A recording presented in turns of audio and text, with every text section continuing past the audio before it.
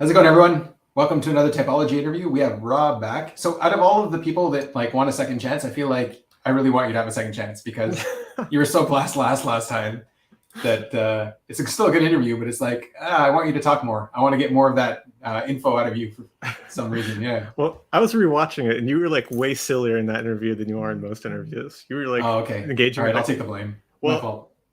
Also, if we do badly in this interview, we can blame Ian because it was his idea. Well, we can also say that the chat was like very active, so you were like engaging with the chat, maybe the normal amount, but there was like more activity or something because a bunch of people from Discord knew about it and blah blah blah. But yeah, I'm not doing the whole sleep thing. I got to be prepared for an interview because like I have a day job and stuff. So every so often I run into like a bad state of mind or something, you know. Yeah. Anyway, how you doing? Cheers. Yeah, cheers. I got my Blizzard of Hops. Represent PA. Nice. Independent brewers. How much you getting for that promotion there? I forgot to hit them up about that. Yeah. My bad. All right. So bad at selling myself as an EJ, you know? Yeah. What are we talking about, though? What are we going to talk about? I thought you got a whole bunch of stuff on your channel. I think you should, people should check out your channel. I don't have your channel, but I've got your website, and your channel's on the website in the description. Yeah. But yeah, other than that, redo. So FE, what's that about? my cat is like walking all over my lap. He jumped on me right before we started. So FE, what's that all about? That's what it's all about. Well, so we got like polling the tribe for values. I did do a video about pinging off the tribe after we had our interview. Yeah, I posted that to my community thing or whatever. I was I got nervous about what was in that and deleted it a while ago, and then I republished it after I rewatched it. It was like okay, it's taking at a weird angle where I'm like this the whole time, but you know, you guys can enjoy it still, I think. Nobody cares about you anyways. It's all about the info. You got good info. Sure. It's all about your TI. Yeah. But yeah, in that video, I'm kind of talking about how I'm just trying to stimulate conversation so that I can sort of see where people are at. That's like something that I really need. I want people to be talking so that I can take in that information and know like what problems there are. That's sort of how I see like the FETI axis working, where it's like, what are our pain points? So it's like not just what are people valuing, but it's also like what are people like having trouble with, and like what are their problems, and then I'm using that to sort of figure out where I can be useful, right? Yeah. So it's like, you talked about that before. What doesn't somebody else want to be doing that I don't mind doing? I could do that and be helpful, right? Like what you're actually looking to do is like, where am I going to invest my TI in? And I need you to make sure like that it's a place that everyone will value before that, like getting the permission to do your TI sort of thing. Yeah, it's that, and it's also like maybe I look down on my TI as not being particularly great or something. So I'm like, where can I like actually apply myself and be useful to other people? Because I see that as like a narrow slice of the spectrum, right? What does that mean, a narrow slice of the spectrum? Like there's lots of different places that TI is being invested that's useful, and where are you going to dedicate yours? Like where can you best? Yeah, right. Like I feel like my TI is developed in terms of like programming skills and a certain small sect of programming skills as well, because like you go on Reddit and you just feel like you have no idea what's going on over somewhere else, because I'm doing web development and they're doing like stuff that deals with memory, and I'm not really doing that very much because I'm mostly just interacting with web interfaces. So it's like if you're really good at CSS, you're not really going to be good at memory management and that kind of stuff. I mean, your website looks really good, and it's got like the most expansive I don't know, scope of all of the websites currently, and it's the #1 in the Google search above Objective Personality itself. And I haven't checked recently, but you haven't? All right. Yeah, it's pretty cool. Yeah. And I mean, I really can't take much credit for that because I just like created a WordPress site, and I don't really know much about what's but I mean, like the whole process of that was like, hey, let's look what the tribe needs. Let's look at the void and fill the void, right?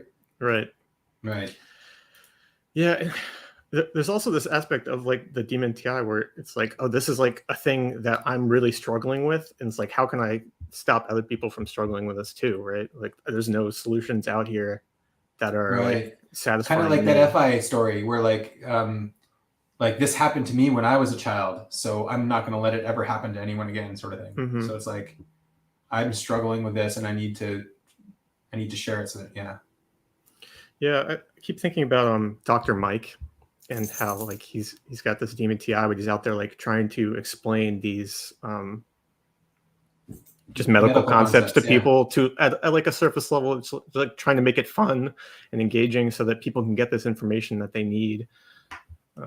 So he's like trying to make that something that people can like regularly include in their routines, which I guess he's a SI routine guy, but it's like something that they can subscribe to and watch a video every now and then and slowly like build up some knowledge about medical stuff. So I feel like I relate a lot to that in terms of like, this is something that I see as important and valuable. And I want people to be able to get this like deep TI that I have about it. So I'm trying to share my TI because it's just like, I'm taking all this time and aligning with the tribe and connecting with the tribe is like what's important to me as an EJ. And I was talking to Ian about this a little bit recently because he's my type twin, except for designer versus observer. We're trying to sort of understand the difference there. So that's one of the ways where I really see like whatever work I do in my TI, I really need to like be able to bring it back value to the tribe with. So yeah.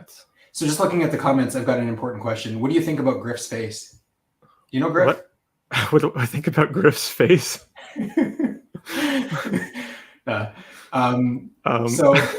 moving on. But I did move your emotions. Yay. Quality face. Yeah, quality face. All right. So like, what does a need look like? Like you're looking at the tribe's needs on a spectrum. Is that kind of what you're doing? I guess let's try to sneak. I guess kind of where my mind went with that wasn't necessarily what you were saying, but kind of, okay, I hear that somebody's having a problem with this. Is anyone else having a problem with this? Or is it like very specific to this person? That's where like I see FE being sort of different than FI in terms of like, is this like a problem that a lot of people are having? Because they're like all feeling that sort of same pain. I don't know. That's a good way to explain it, but yeah, like a shared pain. Like yeah, not only negative but also positive. But I mean, I guess like the negative one will stand out on the spectrum in some way. Yeah, it's like how many people is this impacting, kind of thing. Yeah. Which, like, with working with websites, like, is this like a very specific problem that someone's going to encounter, or is it like lots of people are going to have this problem? We need to like address this. Like, this is important because like everyone's going to see this on the homepage versus something pain, that's on pain. I guess is like an emotion. Like that's what you're kind of listening to on the spectrum. Is like where is the pain? Where are these outlying emotions? Like because like you don't want any single emotion to stick out, I guess. Is that kind of what the feeling is? It's like your attention is automatically drawn there. I think so. I was going to say it's a lot of, I call it pain, but it's also like confusion, which is like the daemon NT. Like what's going to cause confusion because we didn't like give the the people the stuff that they need to carry them along the way. Right. So I can see that's kind of like a projection thing too, because it's like, where are you confused, and where can you like do this so that nobody's confused? Oh yeah. I mean, I feel like that's what we're all doing, for sure. Right. Yeah.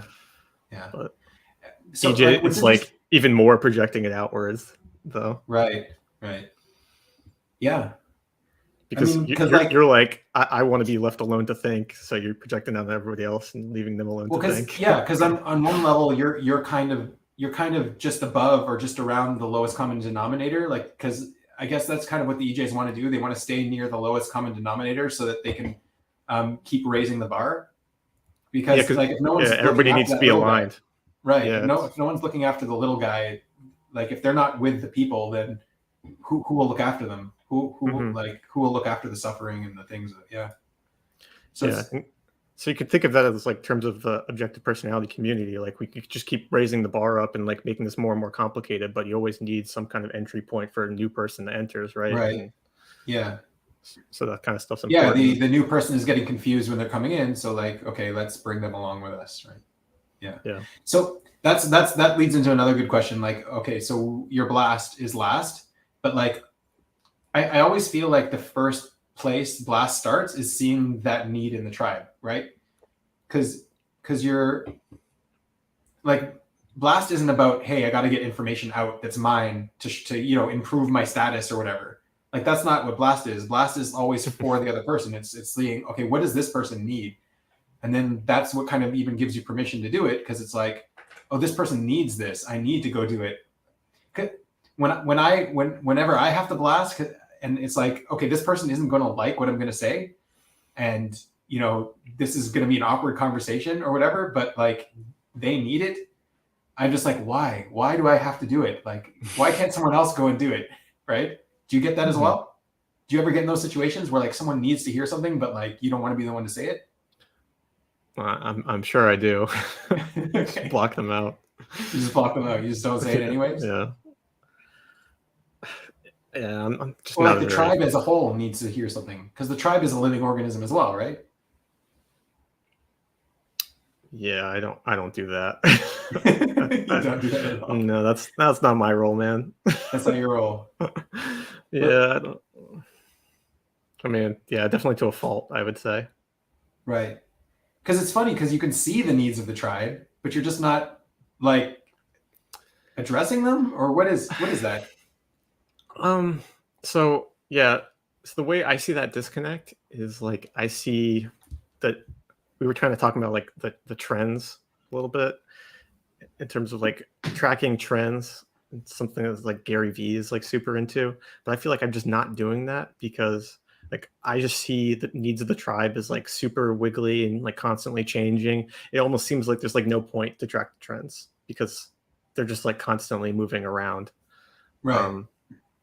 So you can only do that when you like sort of pressed that. That's sort of like that procrastination thing where you're like, oh, now I know what I need to do because I like waited and this is like all I can do. That's where you pull like the all-nighter kind of stuff. I kind of went down a tangent there. I lost what I was trying to say, but so I've got a little bit of FI education here. So apparently, Griff actually taught this to me, is like, if there's an inside joke, you're not supposed to say it's an inside joke. Otherwise, you ruin the inside joke. So Griff, you just outed us. But anyways, how do you deal with anxiety and depression? I don't understand how it's an inside joke, but I did it before. I outed us before. So how do I deal with anxiety and depression?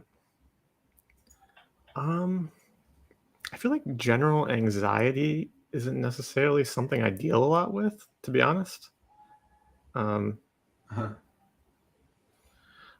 you see other people being anxious? Do you see that as a problem in the tribe at all? My wife has a lot of issues with anxiety, right. But so I mean that's also relating to the question, like how do you deal with anxiety in general, not just yourself, right? I mean, sure. I guess I thought he was asking specifically about me, but when people are anxious, I mean, you try and understand like where that's coming from. If it is like an observer, like maybe they're not seeing like the other side of the coin, and like this is the information we have now. We need to move with it a little bit, that kind of thing. So that's where I don't feel like I really need to know a lot of the time when I move what's going to happen, unless it's like really far. I don't want to commit like too much to something, but if it's like, okay, let's move. We got to move an inch. Like we're stuck. We got to move an inch. So I feel like I'm able to get out of those situations. What's the connection there between anxiety and moving? Because a lot of like anxiety seems like it's caused by like I don't know what's going to happen if I do this. It's like or this or this or this, and it's like, oh well, you got to pick something and see if it works out a little bit. like say it's just like choosing a restaurant. It's like I don't know which of these is going to be the best. Like we just got to pick one. I don't know. Like Yeah. What about people that are anxious about I don't know, what ifs, that kind of thing? What ifs? I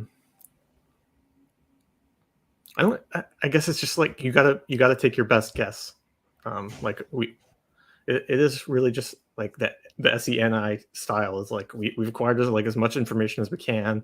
We gotta try something here and see if it works out. I feel like if you do that in good faith, people generally are going to come after you, which that's me turning into the decider problem, right? And going like I tried my best here with the information I had available to me. What if the anxiety was like, what if, like, I guess it relates to being stuck as well, because like sometimes it's like I don't want to do this because this could happen or something like that. Mm-hmm. Right. Yeah, I mean, it's kind of like it could be being stuck. What you're talking about is like pathway problems, pathway processing, where it's like I don't know which path to take. Mm-hmm. Yeah. Do you ever get into that? Because I mean, with the consume, you should be very conscious of what path you want to take and what path you're taking, and updating that path constantly.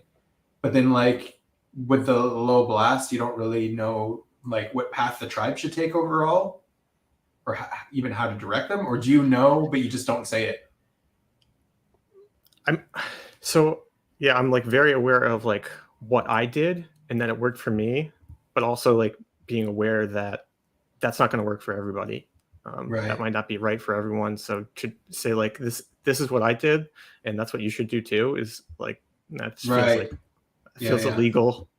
Yeah, that's absolutely So I'll tell them like my story, which that's how you get like the consume story. It's like I'm giving you way too much information as to how I got here, but so. Like that's I've seen that's that. Why even this Blast makes sense Blasts, to me. But there's Blast Blasts that have like that speak really well. Like you can follow them along, and they've got a really great way of telling a consume story, and it's funny and along the way. So it's like it's not even like it doesn't have to be boring. A consume story it can be really interesting. Like the guy we just typed, Jonah Hill, he had some really fun consume stories taking you along the way, and it's like just I don't know, it's just fun to hear him. But he's not giving you a lesson. He's not saying there's no takeaway from the story. It's just Yeah, or at the end there's like a really small one that he took away, but he had to do like all these steps to like get to this like final sentence of like, and that's why. I mean, I guess if you have enough consume, you can take away something for the tribe in some way. Like you can have some kind of lesson. Do you even try to look for the lesson in your consume stories at all, or?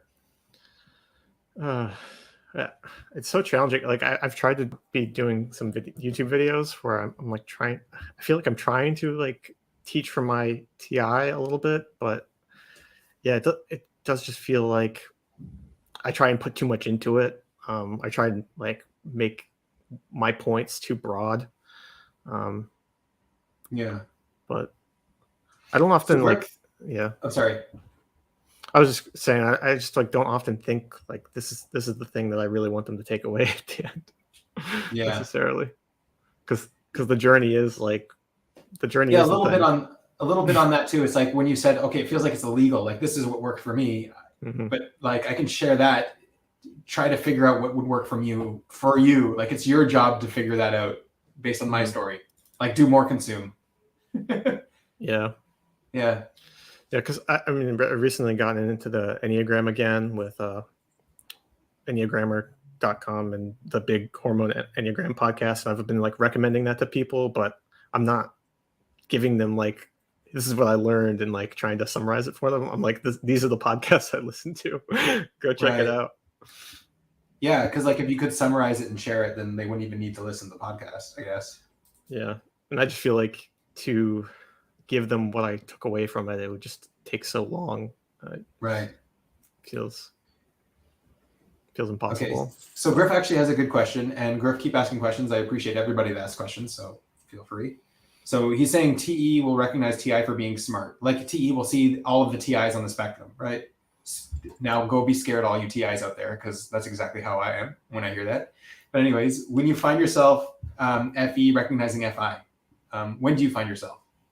I know FI can sometimes go against the FE, but is there Here we go. A follow up. Is there a place where FI is working with FE, and would you applaud it? So with the FE going against question. FI, with the FE or FI going against the FE, I feel like with my particular type where I'm not trying to narrow down the FE, like I'm not doing the NI and the FE together. I'm not doing the OI and the FE. I feel like I'm very open to different perspectives and just expecting that to be the case. And for us to like have to align in a whole new way because there's new people. So that's not something I generally see as a problem. I kind of expect it. Cat is jumping all over. So yeah, how do you see the FI on the spectrum then? Like, how do you see all of the different FIs? Do you? This is really good because you actually have some really good ideas on what FI is and FE is and what it means. Yeah, and I don't know. I feel like I think of like a stupid example here, like where people want to go out to dinner and like trying to figure out, okay, like this person like really doesn't like this thing. Like where can we align, right? How can we accommodate that? And for that, it doesn't matter how deep their love is, right? Right. That's where FE's kind of like disrespecting FI in terms of like, yeah, I know you really like tacos, but this person like just is like allergic, right? Like we can't go there. We need to compromise in some way. So right. Yeah, it's finding like kind of the harmony between all of the FEs. Yeah. FIs, I mean, yeah. I guess TE kind of does that. It's looking at the TIs and how they're disagreeing on some level, and they're just like, hey, let's just agree here, or let's stop arguing. Like they're pretty forceful about the stopping to argue thing. Mm-hmm. Where it's like, this is how we it's how we flesh out the TI, I guess. My cat is chewing on something. There's your SE. He's chewing on this Lego cat that we have. So how do I recognize FI? Yeah, how do you recognize FI on the spectrum? Because like, okay, so he's saying like TE can recognize, who's a smart TI, who's a dumb TI, who's worth listening to, who's not. So what is FE looking at? Like, do you recognize who's got some backwards values, or who's like a toxic person, or who's causing a lot of pain to others? Oh, Or is this person a punk and this person's a skater, and I don't know all that stuff. Like, what subculture is this person probably a part of? It's interesting. I was trying to think like, where am I like seeing that someone is like really building values, like stacking values? That's kind of what I was looking at, and like, so it's like, oh, this is a person I can go to better understand why people care about something like this. Anna has a good point here too. She's talking about like well processed. So can you see if like someone's well processed on their FI, like someone has really well processed emotions and values and has figured those out? I guess I never really like think about it that way. And that, whether it's like FI or FE when I'm doing that, but it's kind of like, oh, I am looking to see like, why do people care about something like this? And maybe people with FI are like kind of like an endless well to better understand why someone would care about X thing. Like, why do you care about this video game? Yeah. Like, why is this important? Right. Right. And maybe like once I understand from that person why it's important, I can tell more people that it's important, right? And say like, this is something that matters over here that other people are paying attention to. One of the things FI I learned from is like, it's important because it says something about them, like they identify with it and they're learning about themselves through it. That's why these things are important to them. Have you seen that too? Yeah, definitely. I don't know if I necessarily think like whether it's FE or FI in those cases, but I would assume that the FI is able to sort of stay on that one thing a little bit longer and tell me why it matters. But yeah, I don't have a whole lot there to talk about, to be honest. All right, thanks for the question, Griff. Anna's got one here too. How do you see your double observing? Do you see any major differences versus NESI? So you talked about Dr. Mike a little bit. Yeah, well, Yeah, and I was talking about the anxiety thing a little bit, and I see that as something for double observing. Um, One of the other things I was processing recently is that I kind of see myself doing double observing almost to get out of sitting with the TI, like really thinking Interesting. through something, where I'm just kind of like trying things and then seeing if they make sense more in retrospect rather than like really stepping through something um, many Taking the layers time deep. to figure it out. Yeah. Yeah. So So when you take the time to figure something out, so you're just doing the double observing, so you don't have to take that time. yeah, I'm just kind of like, oh, it's probably something like this, and I'll just like kind of attack at it a little bit. Like that, I think this is something that I often do at work, and it usually works out, right? Where I'm just like, oh, it's probably something like I've done before, and I'm just like using my old strategy. Basically, I'm not like updating my strategy every time. That's where I was thinking of it as like the demon NT strategy, where Yeah. I'm just kind of like doing something that and trying to align it back to what I've already done, rather than like really going like this is what's Like, I appropriate mean, for this. what you should be doing is seeing that whole spectrum of values and what people are valuing, and then like sort of categorizing it in some way, like relating it back to some, oh yeah, that's a pattern I've seen. That's a pattern I've seen. Oh yeah, these people are now liking this. Is that your cat again? Yeah, he's behind my laptop now. Yeah. He But I chose mean, like, he chose this hour to run around. are you doing that though? Are you putting like the spectrum of values into some kind of pattern? Like you've seen this pattern before? You've seen the way that. Sorry, I feel like you're hitting this from a different angle than I was thinking about. Yeah. Because yeah, I was just kind of thinking about how I use double observing in sort of coding problems, and it's not necessarily like values, not very heavy on the values there. Yeah. But I mean, okay, so like let's ask questions just to suss it out. All right. Like what generally do people value?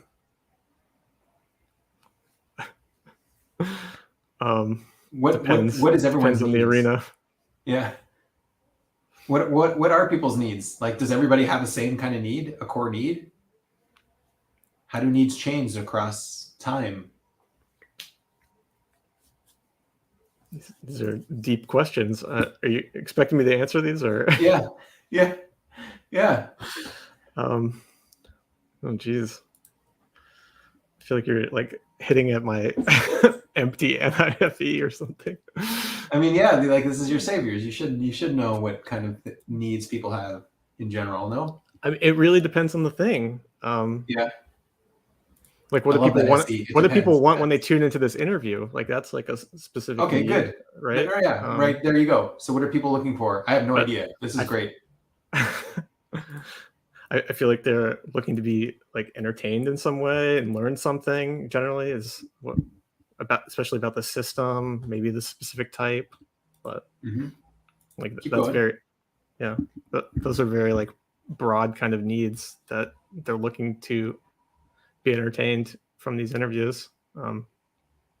Okay, and we're doing a really bad job, I guess. Are we? I don't know. No, I don't know. Did people just tune out when I started saying that?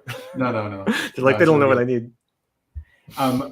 What about like what in a relationship? What do people need from a relationship in general? Oh man.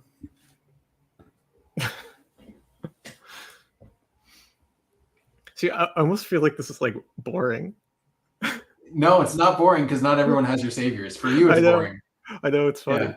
It's funny though, because it's like, oh my god, it's like, come on, this is obvious. If it's so obvious, say it. Come on, stop hiding the info. But I feel like trying to narrow down and like say what people need and put it in some kind of like bullet list form, you know, it's difficult. But you know, people want to be heard and feel like they matter is like one of the main things I would summarize from people wanting a relationship. There's a lot of different ways that you can go about showing that. So just like letting them know that you think about them, communicating with them, right? Like making them feel seen. Yeah, those are all good. I don't have very many TE tips, I guess, for that. No, not TE tips, but no, yeah, just like no advice, just like what are the needs? What do people actually look for in a relationship? Yeah. You know, So like we've actually been watching a lot of relationship reality shows recently. Okay. So like do people need something different from like a romantic relationship than like a friendship? Like what are the core differences there? Other than the obvious physical contact and stuff. That's a good question. I don't know. Yeah, it's like a different. How do I make that split? I don't know. I haven't really thought about that. Uh-huh. I feel like you like hit on something I haven't processed, I guess. But Yeah, I'm just because a lot of looking it at is it's very much the the same, boring thing. I think. Yeah. But, Nice. Perfect. yeah, So, and yeah, romantic feelings can develop in other ways. But yeah, oh man, yeah. Okay, explain to I'm us like embarrassed. no, it's all good. How does like the whole friend zone thing happen? Why does that happen? Friend zone stuff.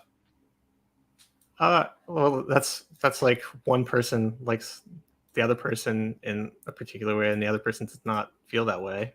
It's often what's happening, right?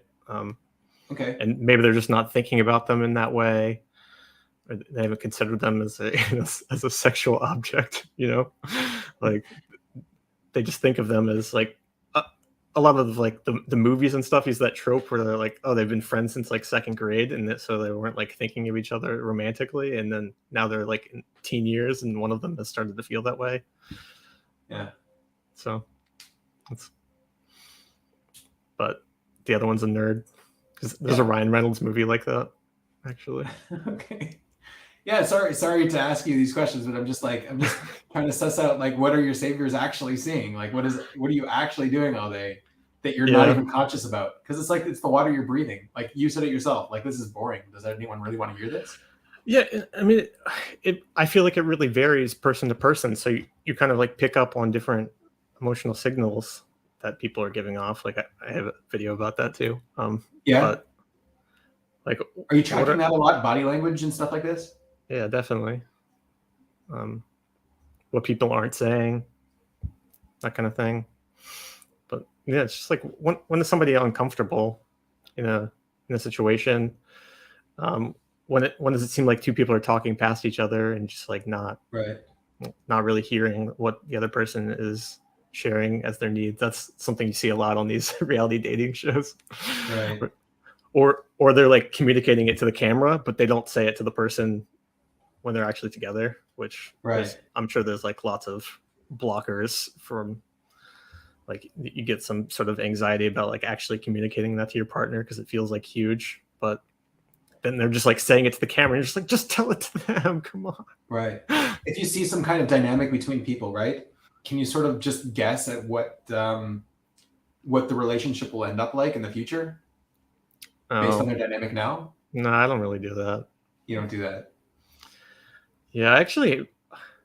What about unmet needs? I find that it's very difficult to predict what's going to happen with some of these relationships. Like there's a show 90 Day Fiance where they like meet somebody outside of the United States and then they go through this process where they can come to the United States and they have to get married within 90 days. Shows sound so weird. Yeah, I mean it's like there's a lot of like pretty out there people on it. But it always seems like they're in such like troubled relationships, but I mean, it's very controlled in what they're showing us and stuff like that. But just like, how are these people actually going to like stay together and like make this work? But then you just like see that they're still together for years. It's like, wow, okay. Like I wouldn't have predicted that relationship would last, but they somehow made it work. So. Right. Yeah. What about like when there's like a turbulence in the relationship or something like that? Like it doesn't even matter romantic or not romantic, but it's just like, do you see that as unmet needs as well? Like, are you tracking the needs that aren't being met? I would say probably. I mean, if you it's kind of general there, but yeah. So to say I'm always identifying that, not always. No one's saying it always, but like, is that kind of what you're looking for generally? Yeah, especially like I'm telling you, these people just like say it. It's just like I really need her to like listen to me, and then she's just like talking over him like constantly, and you like just like see it happen repeatedly. So Right. it's amazing. But Yeah. people just like don't stop to see themselves sometimes. They're really you really see these like patterns play out where they're like projecting themselves on other people. Like, why aren't they just like acting like me? Right. You know? I mean, so when you see those patterns in nature, like, are you also pulling that back in, being like, okay, where am I doing something like this? Because if they could do it, I can do it. Yeah, I mean, I try and be very critical of myself, but Yeah. sometimes too much. But yeah, like where am I not communicating? I certainly have issues with like I think narrowing down for myself and then deciding to communicate that, and like that I've like this is really where I am, and this is really what I want to communicate. Like that's the stuff that can be really tough. Yeah. Because What's if interesting you're is going to like, say something that's like somebody doesn't want to hear, right? Like say I'm like overdoing like what do they want to hear? How can I like clean up the messaging on how I feel about this, and not like be and then not being totally sure that this is something that I want to share. Does that make sense? no, I wish it did. um, so yeah, it's like you've kind of decided that on something for yourself that might negatively impact somebody. So say like I want to pursue a job in New York, and we just Okay. moved to Philadelphia, right? Like I'm like, oh, this is the job that would be best for me, and like now I need to like somehow reconcile this with like my wife, and like is it really worth that fight? So that's Right. like that's kind of like a big thing, but Right. I'm sure that's happening in like lots of So little yeah, a little ways, bit of right? predicting a You conflict. know? Like you're predicting a little bit of a, like, if you do this, it's going to cause a conflict, sort of thing. Yeah, like, and is it Yeah. worth it? And is Um, the conflict worth it? Yeah. yeah, and Like, then what's the push it, level of importance? Like, right, is it and then more I'm pushing important for me to get myself the job, down. or more important for You me know? to keep the peace, I guess, in that case? Yeah, and to me it seems like that's where I'm like I feel like was double deciding before I was typed, but I've kind of talked with Ian about this and how Yeah. like I see it as like either we come to a consensus and like we go and do this thing, or we don't. Like it's one or the other. Feel like it's kind of like black or white. Like I either Yeah. go and do this thing and we figure out how to make that work, or we don't, and then I just like don't do it. So I'm just like leaving that decision I wanted to make for myself behind, right? So that's where I see it as just like Yeah. I uh also see like that predictive power is like, okay, you know where a conflict will surface if you say something. But yeah, then also it's like, if I say something in a certain way, it'll cause a conflict. But there's a way to say it so that it doesn't cause a conflict. I guess yeah, that's also an aspect of, yeah, potentially. right. Like, how do you bypass their I don't know, their value blockers to get information across or Right, something. it's like, oh, you didn't have to say it like that, that kind of thing. Right. um how do you cushion something? Right. So, like, is that something, like, if you actually care about the person, that's something you're doing, or? If I actually care. I think in general I'm doing that all the Right. time. um Like, you generally care about everyone, I guess. Yeah. It's funny that, yeah, like, the people that you're closer with, I guess, you don't have to do that as much. Have you seen yeah, that? Yeah. yes, yeah. What's that about? They just know you better, or? um I think it's that you kind of like you're aligned with this person in other ways. You don't Mhm. necessarily have to align with them on everything. um I think that's a good way to think about it, because it's like they know that in general you guys are already kind of connected, right? Like maybe we disagree on this one thing, that's no big deal. So I think that's actually like a level of trust that you can kind of see with the FETI axis. Right. Maybe other axes too, but just like I'm like revealing that like I'm separate from you here, and that's good, because there's also the ego aspect of like wanting to be separate from other people just in general. But that's just a human thing. So one of the things I was starting to see when you were talking, kind of got sidetracked, but it's like when you're processing the tribe, you're kind of doing something similar to what the FI will do when they're processing on their own. Like if you're seeing like negative traits and how they play out, and positive traits and how they play out, and different values and how they play out, you're kind of also processing your own values. Like you're seeing, oh, if I behave like this isn't good. Like these people don't like this kind of stuff. So in a way, you're also doing self-improvement, like the FI self-improvement, by looking at the tribe. Sure. Yeah. Yeah. But then, but then like at the same time, like that's kind of holding you accountable to the tribe, and it's not giving you permission to go against whatever you've processed and come to a conclusion about. Is that what plays out too? Yeah, that makes a lot of sense. Okay. I love that tone. All right, what does the tone mean? What's going on there? Well, I mean, that's just like, that's the struggle, right? Because like as long as you're kind of playing along and aligning with the tribe, like it's all good. Like you're doing good things, you're being seen as good. But then if you like kind of go off on your own path, and now you're like not sure what people think about that, that's where it can kind of get scary. You know, like you're kind of get secretive about like what you're doing. And because like I guess no matter what, to do TI, you kind of have to go against somebody's value somewhere. Like there's not really much ways around it unless you frame it right. But I mean, you can't frame it right for everybody. And I mean, that's where you see like finger pointing, where it's like, oh, I was paying attention to the tribe. Like people needed this problem solved. I went to solve it. Like why this guy wanted it done. Like that's why I did it. Right.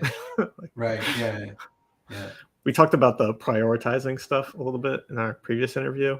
Right. And that being something I struggle with, when like it doesn't seem like anyone really cares what I need or about this thing that I've been assigned to do at work or something. It's like, this is something I have to work on, but nobody's like really waiting for it, right? So it's really not something I care to go and do right away, because no one's going to care if it's done this week or next week, kind of thing. So that's the stuff that I really have trouble being like motivated to work on, I guess. That's one of the key things that I see whenever I'm using my Demon FE. It's just like people think people care about things, or people like really misprioritize things. Like, do you get that? Where it's just like, oh my God, why are you prioritizing this? This is just so bad. I think so. Even here in the community, it's just like, guys, this is just like a typology. Like it's not like like why are you putting this above everything else? What's going on? Stacking too many values in one spot. Right. So, you see that? Like you see the delusional stacking a little bit of values. People go too all in on one thing that's just really not that important. Yeah, I mean, I think in general, just like stacking in one particular spot, I get kind of wary of. Right. Gotta spread yourself a little bit more. But. Right. But like, okay, have you ever seen it done right though? When someone's stacking a lot in one area, but they're actually stacking correctly, and you've checked it and you've made sure, and it does look okay? I mean, I don't really know how to answer that. Like particular people would have like an FI that I respect, right? Like there's plenty of like people like or like respect what Bo Burnham's doing. I don't necessarily like know a ton about him personally, but like I really respect like the work that he's done, and especially the recent Netflix thing he put out. But it's like so what really like tapping into the human experience, and like he's doing something good there. So he's tapped into some kind of universal thing, or something that I think in some ways we like all struggle with the sort of stuff he's talking about, like it was very much about like being isolated, which everybody was experiencing for a while around the world. So yeah. Do you see that too, where like sometimes calling attention to something is enough to just solve it sometimes? Like calling your attention, everyone's attention to like some kind of toxic behavior or some kind of, I don't know. Yeah. I mean, in a small way, you could just say like in a conversation, like, oh, that we're not like pulling this person in and just like calling attention to that. Like, and Right. all you got to do is like hear that person's voice and like hear that they're like, oh, I'm fine. I just want to listen. Like maybe they're lying, but you can try and suss that out. Just got to get them talking a little bit. Yeah. To see. Do you find it easy to tell when someone's lying? I don't know. It depends on how well I know them, and because like some people are harder to read than others. Right. I just rely on like the actual information I'm getting, like just on the TI side. I'm not even looking at the body language or anything like that. But like you're seeing the body language. Do you see patterns in how people lie and things like this? I feel like it's more like word choice. I don't know. Yeah, I'm not sure. You kind of do know. Yeah, I mean, it really depends on the person, but right. Like some people are just like so monotone. You like don't, and maybe they're just ST, so they are just like telling you the truth or something. But very monotone. Yeah. I don't think you're particularly monotone, but it's okay. We're all good. No feelings hurt. Like if you were like kind of laughing throughout the interview and then you like stop, right? Like I would pick up on that. Like we stepped on something that you like don't want to talk about, and that you're uncomfortable. Like that's kind the of exactly kind of exactly like the behavior you keep doing when I ask you a question that you're like, I haven't thought about this. Yeah, and that's gonna happen, but yeah. No, but you've been doing great so far. Okay, so like you kind of did prepare a little bit for the interview. I don't even remember what you prepared for. Did I? But like, was there something we glossed over that you want to talk about? I don't even remember what we talked about. So. All right, I'm getting called out here. Oh, Ben. I did a faux pas. All right. He's kind of monotone, but his feelings are easy to spot. I don't. Thanks, y'all. Yeah. Love the love, guys.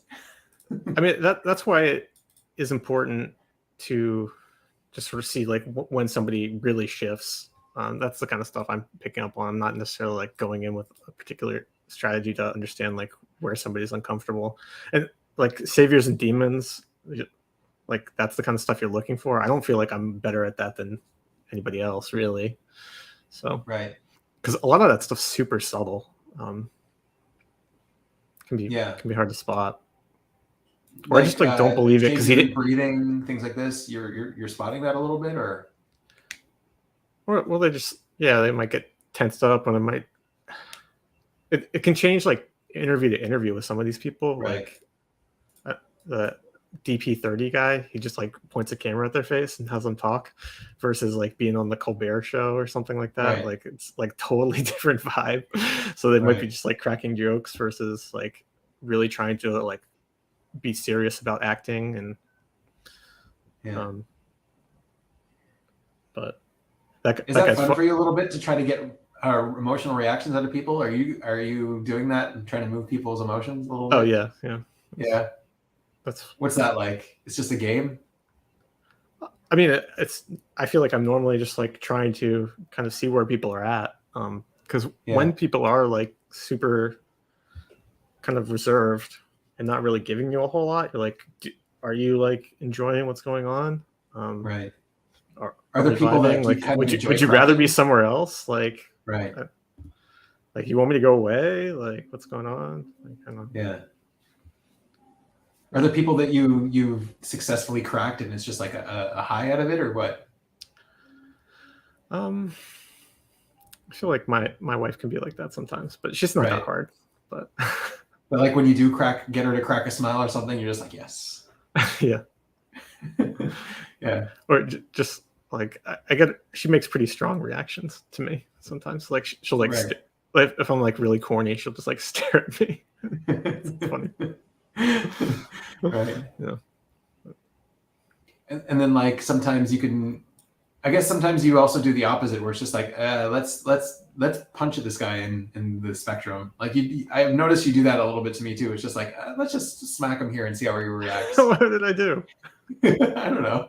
It's like a little bit of EJ going into your world sort of thing. It's like, hey, let's because like the corniness is like, even though it's not like she's not enjoying it, you're just liking the reaction. Mm-hmm.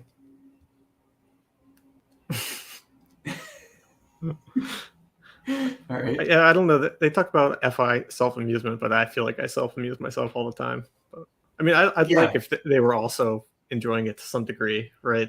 The thing is, like, FI self-amusement, you could see them doing it on their own, and you can see them doing it in a group, and it doesn't matter. They're just self-amused. Mm-hmm. For us, it's like you can't really crack a corny joke and have someone give you that look when you're on your own. True. You need the audience, yeah. That's true. Yeah. I mean, and I guess that is satisfying on the FE for me as well, where it's like you find something funny and they find it corny, and you're just like, yes, I'm laughing, and you're not. I don't know. You get that too. I also like to make jokes and then have them like fly over people's heads, but then other people get them. Right. Right. Because then that creates kind of an inside joke with the people that got it. Yeah. Like I often like just lie in response to things that my dad asks me, and my wife knows I'm lying. All right. But so like you share a look sort of thing with your wife. She doesn't. We don't even need to look at each other. Yeah. Yeah. I mean, he asks me like very like ST type questions sometimes. Like he'll like point out very like I don't know what type he is exactly, but it feels like he's just like giving me way too much detail on the sensory. It feels like masculine sensory, right. And I just find it like hilarious that he'll just be like, "Oh, this is where I worked back in like 1993." Like, oh, okay. just like no story behind it. Just like there's a fact for you to remember. Right. Yeah. Like, thanks. I'm totally gonna forget. Yeah. Feminine sensory. Well, it's also just like, what am I going to do with that information? Like, I have nothing to attach it to, because I mean, that is like a feminine sensory thing with like, what concept am I attaching that to? Like, I don't know. Yeah. No, yeah, I don't know why people are like that. That's really weird that people do that. It happens. Yeah. Yeah. We were driving in Philadelphia last weekend, and we stopped at this light, and they like rolled down their window, and I was like, "Oh, what do they have to tell me? It's something important." And then he's just like, "Oh, I used to work down." Like, okay. With us driving in separate cars, just what if he's actually having inside jokes by telling you useless information and seeing how you'll react? It's a long con then, for sure. It's a long con. I'm gonna try doing that and see what happens. Yeah. Because like you're doing the same thing the whole interview. It's like, oh, my cat is chewing on a toy over there. Great. What am I gonna do with that info? Well, it's a little distracting. I thought it was humorous. Yeah. He's sleeping now. Nice. Cool, man. Well, you have anything you want to talk about your YouTube channel or your website a little bit, or anything else that we might have glossed over? Didn't you want to talk about something with IPs? Oh yeah, you had something about I guess specifically on the feminine TI versus the masculine TI, how you're spotting the difference. Yeah. Oh man, why did I bring this up? I don't know. Prepared. Do you want permission to not talk about it? How do we wiggle out of this now? Everyone's interested. What can we do? No one's interested? Everyone is interested. Oh, Obviously. sure. Everyone wants to hear. Well, yeah, I guess I was hoping you would have something to ping off of here. Yeah. I'm trying to remember what we were talking about, but I mean, I did a small video about this. Yeah, you did a video, yeah. It seems like, I guess, the masculine DE is like seeing where the tribe is and seeing that kind of solidified, and maybe they're wrong. Yeah, it's not movable. But yeah. they're trying to then. They're seeing where this tribe is stuck. The tribe is stuck here. Yeah, like I have to work around this. I have to work in this paradigm because like this is immovable. And like I said, maybe they're wrong because like they're not really looking at that and updating it very often because it's a demon, so they don't really respect it. But then they're working on their feminine FI or feminine TI within those parameters. So one of the examples I was thinking about was like Simon Cowell, where he was like, oh, people like this music, and like I'm measuring that objectively with like the number of record sales, and then he's just like working within those parameters to create something that people will continue to buy. So he like knows what people are interested in because he's got like this hard record of it, but he doesn't really, he doesn't care how much it makes sense as much. He's not punching with like, this is the right kind of music. Yeah. And so then the inverse would be like, the tribe isn't static. The likes and the preferences could change, I guess, or where the tribe is, it's not, we're not bound by those boundaries. Yeah. I guess if, like if it was a masculine TI person, they might be like, this is like, I'm getting the music right in some way, like however they're determining that. And then the tribe should adjust to me because like I have the best music, says me. Right. Like I've shaped it and like. Oh, okay. Yeah. So it's kind of like the salesman sort of attitude, like, hey, maybe we can get the tribe to move on what they like to start liking this weird thing that I made. Mm-hmm. Yeah. Yeah, and like it's like the masculine FE salesman might see like these are the sorts of things that people are interested in, so they'll adapt their strategy to meet those needs. So like, oh yeah, it's got this, and they're just going to talk about those things that they think that the tribe is interested in. So it'll kind of be restricted to those sort of hard talking points. Yeah. That's so one last question, and we'll wrap it up. Thanks, Jason. So in person, it can often be obvious how to FE. However, in an audio chat, how does it flow for you? Is it hard, or does it have, or do you really have to think about it doing it in just an audio specifically? Yeah, it's an interesting question. Audio chat. Yeah, that's like we were talking about how I sort of avoid the Discord chats. I feel like in part because it is sort of hard to read who wants to be included, who doesn't want to be included right now. Because there is no way to read people's expressions, see if they're like about to talk and then someone else talked and like loop that person back in. Like that kind of stuff can be really difficult.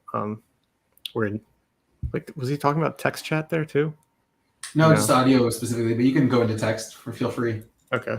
We don't have to... I thought he was talking about text. Yeah, go for text. But like text, everybody can kind of talk over each other at the same time, which is like a really unique form of communication, right? Compared to even in person. So that's one of the things I really like about it is that like I can take my time to formulate my sentence, which I struggle with as you guys have all seen here. And then look over it again afterwards and make sure you agree with it and stuff like that. Yeah, and then I can catch up to what everybody's saying, so I can kind of take my me time to process and not feel like I have to constantly be like looking at what the tribe is doing and if they're receiving what I'm saying. So you kind of like go and do this, go and do that, go and do this. Okay, we're gonna wrap this up. This is the last question, Jason. Emojis. Lots of emojis. I feel like TIs do emojis and GIFs a lot more because we don't know how to communicate emotions really. Like it's such a crutch for me where it's like, oh, I can like, I don't have to emote it. I can get a GIF to emote it for me. Ace.